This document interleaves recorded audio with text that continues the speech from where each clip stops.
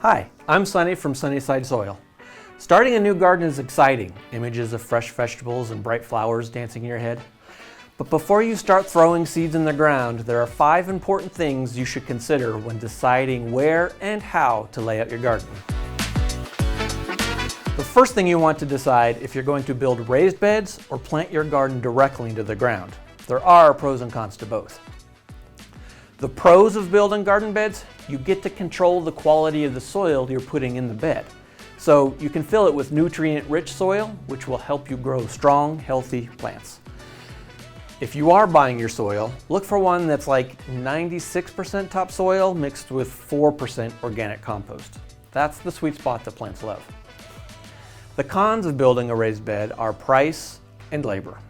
Whether you build your own or buy a pre-made bed, there are costs involved, and it can be significant. And then you have to factor in the cost of labor and filling it with soil. It can add up fast. Plus, if you're in a dry area like we are here in Colorado, another downside is that water evaporates out the side of the raised beds, so your soil dries out faster. And being above ground, the soil, and therefore your plants, get colder faster, so your late season crops might suffer a bit. The pros of planting directly into the ground: well, there are no garden beds to build and fill, so it's less expensive and it's faster. The cons: you don't know the quality of your soil. If you choose to plant directly into the ground, I recommend that you have your soil tested before you plant. A lot of universities offer this service, as well as local garden centers. We had our soil tested by Colorado State University, and it was pretty easy and inexpensive, and they gave me lots of recommendations on how to amend our soil for optimal plant health. You're going to be spending a lot of time in your garden, so convenience is key. You want your garden to be close to your house if at all possible. And when you're plotting it out, think about how you're going to get in and out of your garden. Make clear pathways through the space so you can easily access each plant. And think about how tall or wide each plant will ultimately grow.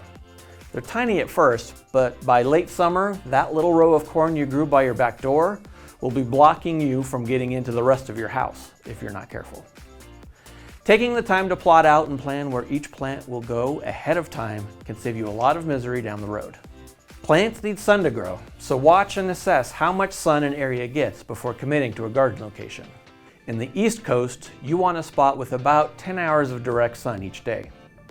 Here in Colorado, because we are at a higher elevation and the atmosphere here is thinner, we only need about 6 hours of direct sun per day for growing. So check how much sun per day is needed for your area before choosing a garden location.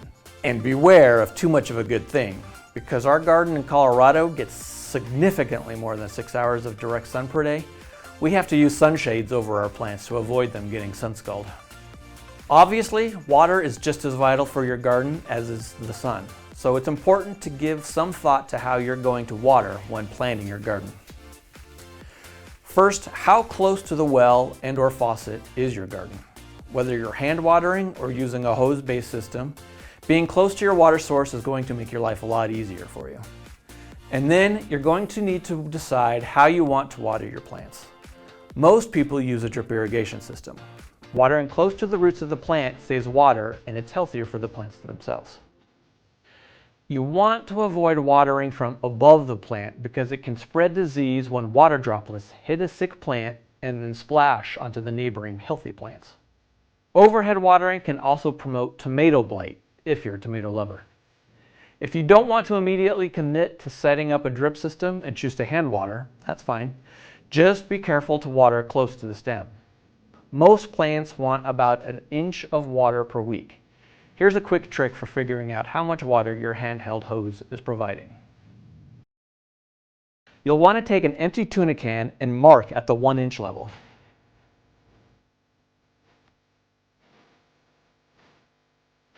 Put the can on the ground and pretend like you're watering your plant. Count how long it takes for that water to reach the 1-inch mark. Now you know what the magic number is, so every time that you go to water that plant, count to that number and you should get about an inch of water. My top tip for deciding what you want to plant in your garden is to plant what you'll eat. A lot of new gardeners get excited and plant a wide variety of vegetables and then they realize they don't actually like eating those vegetables. So if you want to eat what you grow what you like. Or another great option is to grow whatever your heart's desire and then donate the excess to your local food bank. Let us know in the comments if you decide to go with raised beds or in-ground planting for your new garden. And if you want to grow your own starter plants from seed, check out our video here on how to make your own seed starter mix. Happy gardening!